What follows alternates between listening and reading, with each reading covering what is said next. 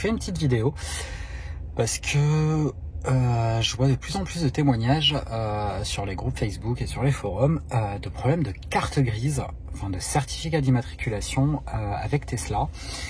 Et un récemment qui se voit repousser sa livraison parce qu'il y aurait un problème au niveau de la NTS.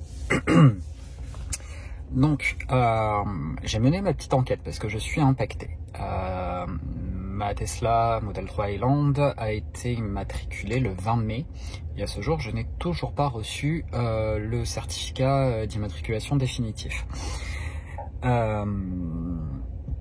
Bon, premier réflexe au début, c'est d'aller sur le site de la NTS, regarder son suivi. Et là, je me suis aperçu que mon certificat d'immatriculation avait été expédié avec un numéro de suivi. Bon, je prends le numéro de suivi, je vais sur le site de la Poste, je regarde, la Poste ne trouve pas le courrier. Bon, ok. J'attends une petite semaine, il n'y avait pas le feu, ça faisait, enfin voilà quoi, j'ai le certificat provisoire était immatriculé, il était valable un mois, donc bon, je patiente. J'arrive une semaine avant le 19 juin, puisque c'était la fin de validité du certificat provisoire d'immatriculation. Je vois que le statut n'a pas bougé sur le site de la NTS, toujours ce numéro bizarre. J'appelle la NTS. Bon, je vous passe les appuis sur étoile, appuis sur 3, appuis sur 4, appuis sur 8, appuis sur 10, les 50 000 répondeurs avant d'arriver à avoir quelqu'un.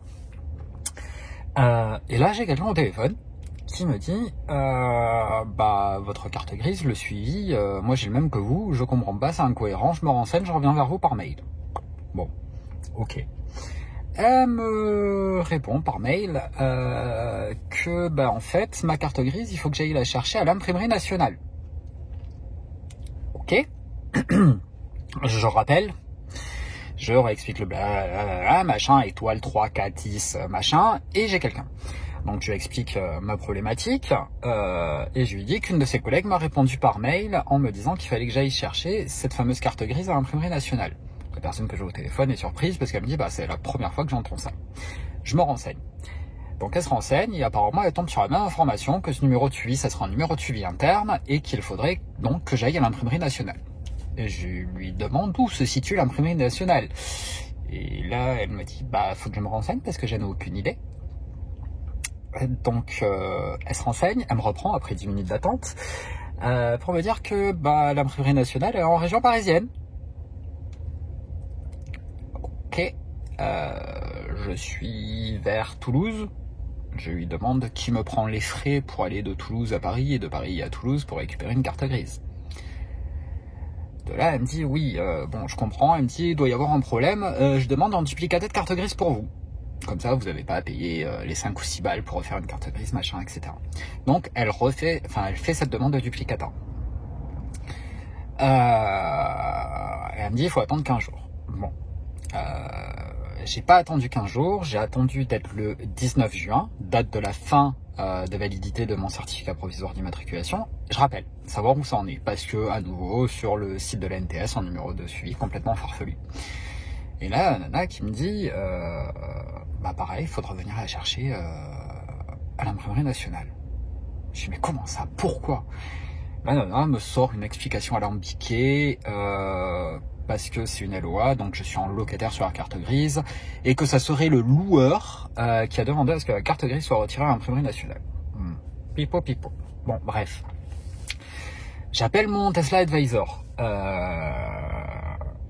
puisque mon certificat d'immatriculation est provisoire et périmé. Donc, légalement, j'ai plus le droit de rouler avec.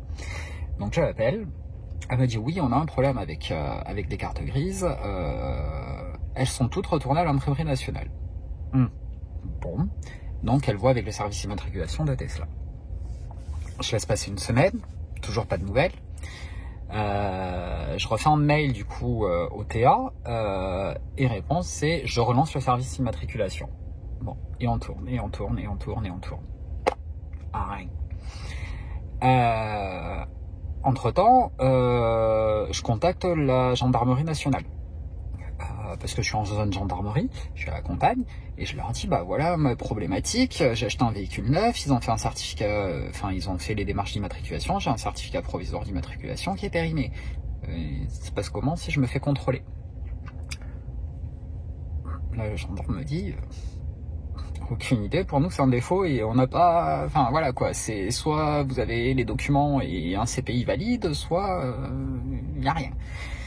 Il me dit, bon, ce que je peux faire, il me dit si vous êtes dans le coin ou quoi que ce soit, franchement, super gentil, me dit, bon, voilà, on fera preuve de tolérance. Bon, je touche de la peau de singe. Pour le moment, je les ai pas croisés. Parce que j'enregistre cette vidéo, on est quand même le 16 juillet. Je prends un peu la mort. Début juillet, j'appelle Tesla, je leur dis c'est quoi le bordel là? Parce que moi je me prends un manche, je vous envoie la facture quoi. Et donc là, la personne que j'ai au téléphone, puisque ma Tesla Advisor ne devait pas être dispo, me dit oui, on a un problème, en effet avec les immatriculations, elles sont toutes retournées à l'imprimerie nationale, on ne sait pas pourquoi. Ok.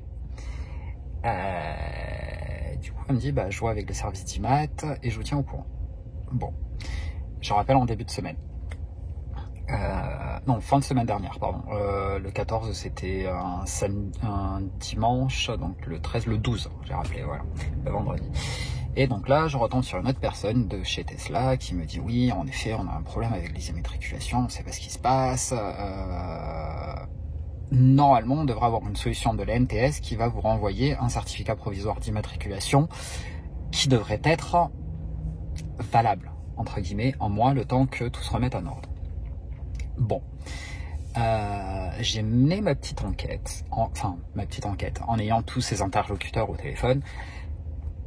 Le problème, pour moi, ne vient pas de Tesla, ne vient pas de la distribution de la poste, et ne vient pas de l'ANTS en soi.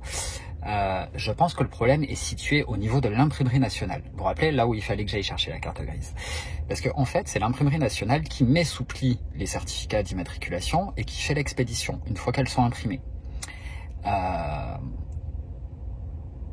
Je vais vous passer les détails. En gros, c'est tout automatisé informatique. Ça se met, machin, ça attribue un numéro de suivi et ça bazarde.